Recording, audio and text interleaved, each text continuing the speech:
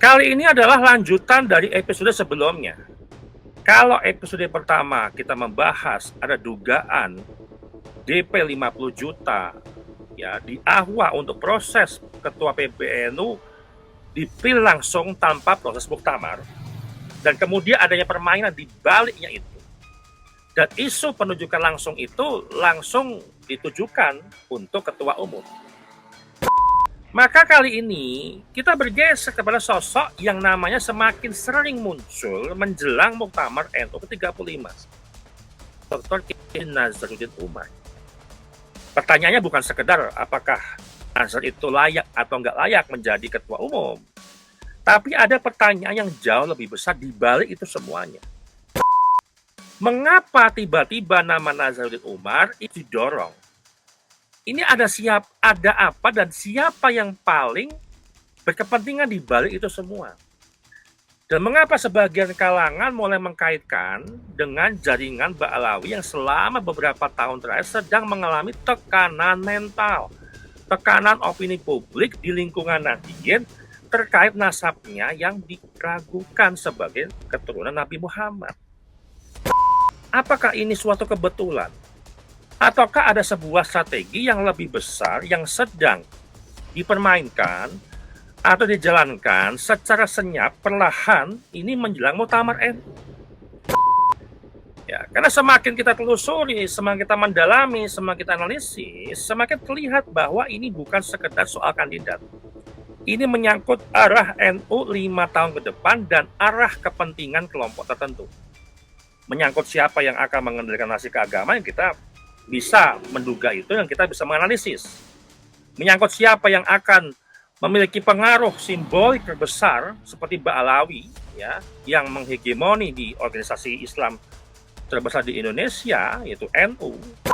Dan yang paling penting teman-teman, apakah NU ini ya akan tetap berdiri sebagai rumah besar tradisi pesantren atau bergerak menuju arah yang lain, arah yang nggak jelas. Dan mari kita bongkar satu persatu.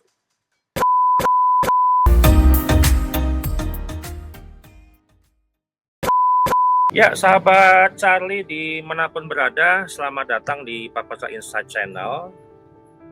Kalau kita hitung-hitung, Muktamar NU yang ke-35 ini kurang lebih ya 9 sampai 10 hari lagi ya. Ini makin dekat.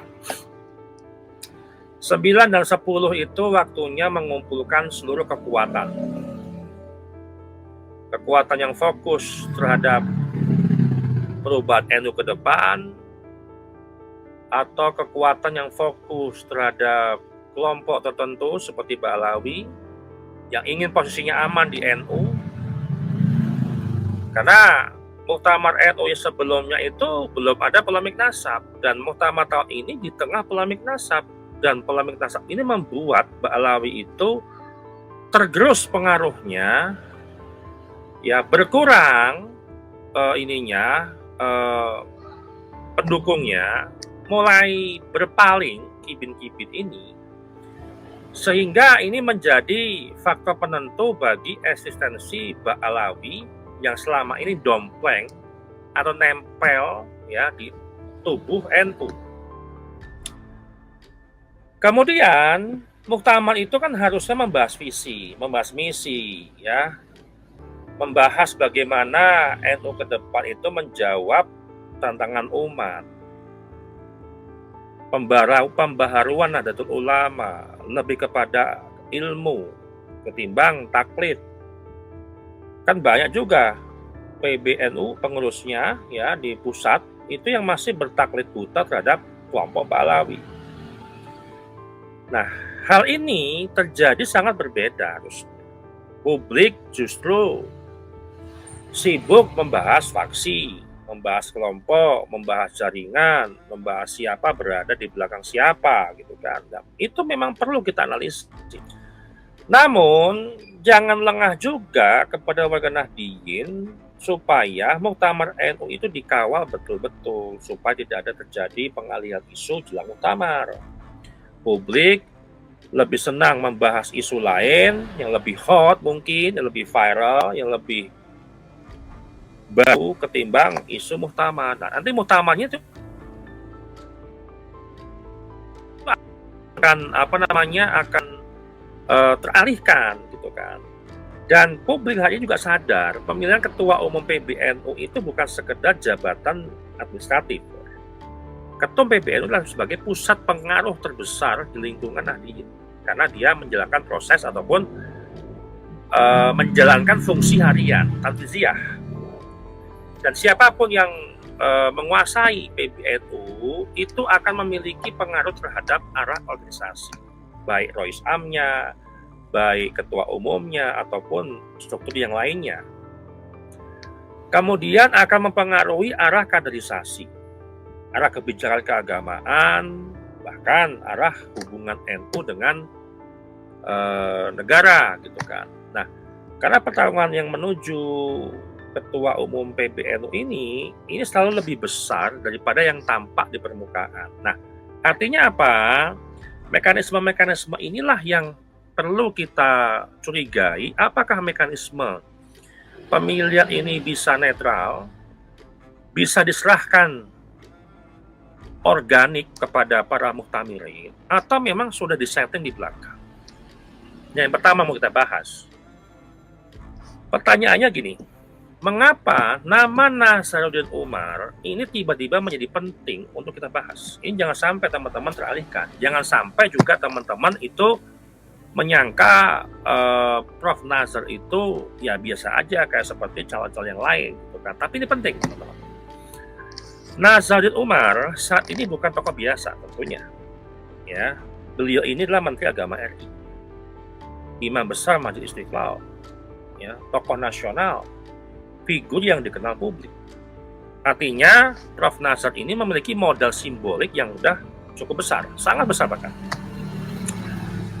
Di dalam politik organisasi, modal simbolik itu adalah aset terbesar, aset yang sangat mahal harganya, sulit dibayar dengan uang. Karena nggak semua orang ini memiliki legitimasi secara nasional. Ya. Maka dari itu, ketika nama Prof. Nazaruddin Umar mulai disebut-sebut dalam bursa ketua umum, banyak pihak yang melihat sebagai kandidat yang mampu menyatukan berbagai kepentingan. Ini yang kebentuk dari sosok Prof. Nazaruddin. Nah, tapi justru ini jadi masalah. Ini muncul sebuah permasalahan. Karena sebagian warga NU itu bertanya, mengapa dorongan itu secara masif ini muncul? Dorongan itu besar. Nah, siapa di balik itu? Mengapa nggak sejak beberapa tahun terakhir ataupun dalam setahun lalu kita kan bahas PBNU itu udah setahun lebih, apalagi jelang muktamar. Dan mengapa jelang muktamar? Ini kan sosok legitimasi yang tinggi, teman-teman. Ya, siapa di antara calon-calon yang muncul hari ini yang mempunyai sosok legitimasi yang sangat tinggi yang bisa diterima oleh semua kalangan? Kalau misalkan Kiai Marzuki Mustama itu legitimasinya itu juga tinggi di Jawa Timur, tapi betul-betul nasional. Ya.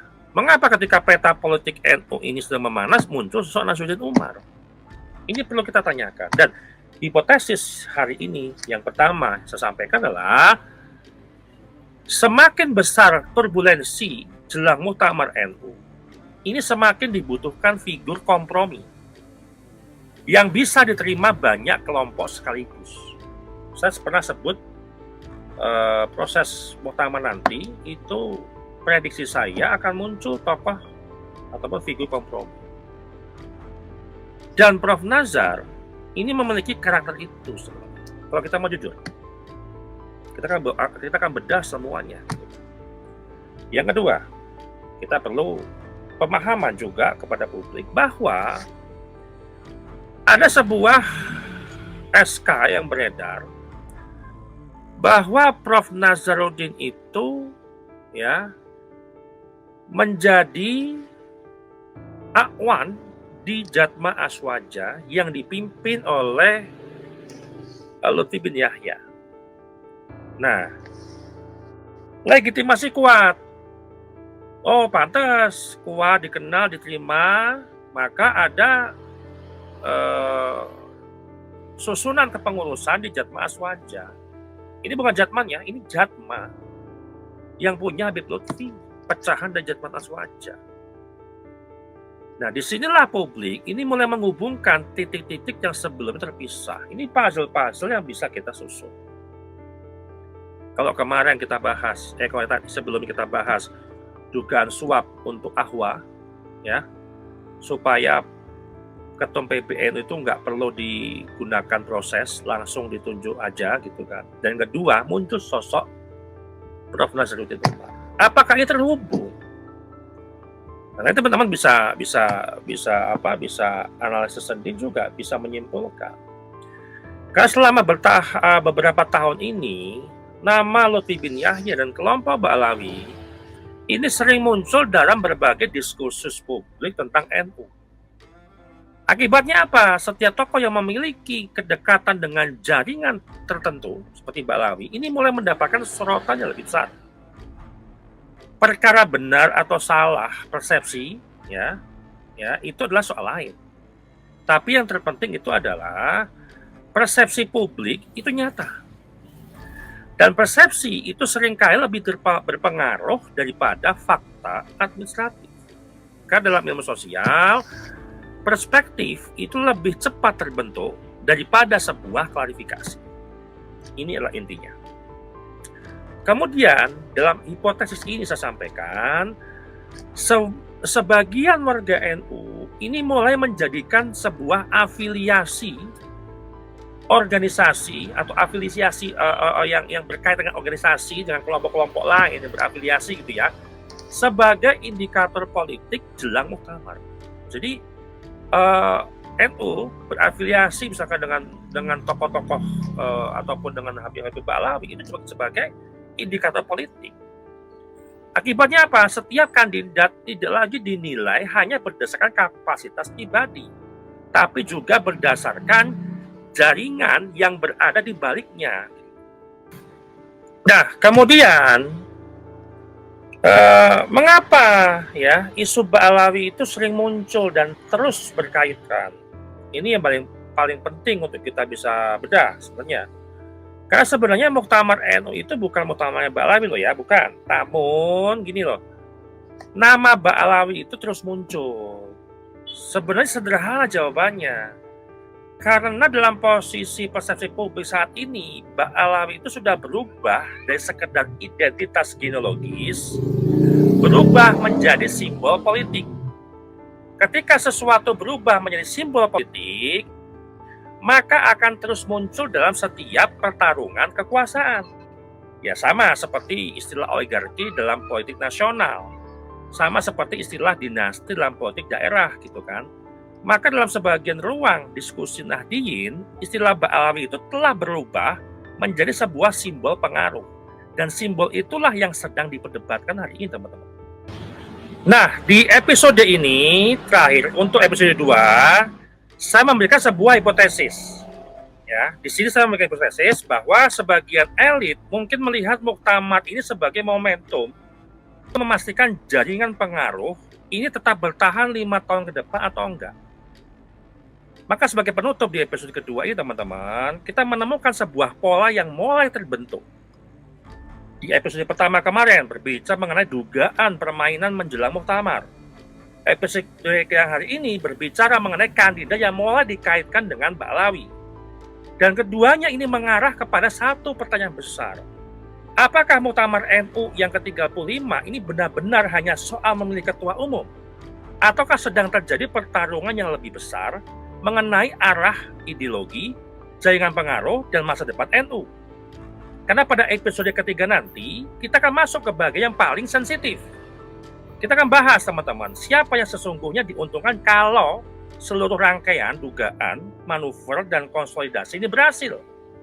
Dan mengapa sebagian pihak mulai menyebut bahwa muktamar NU kali ini bukan lagi sekedar pemilihan ketua umum, melainkan pertarungan menentukan wajah NU 5 tahun ke depan. Kita nantikan di episode ketiga. Sekian dari saya. Terima kasih.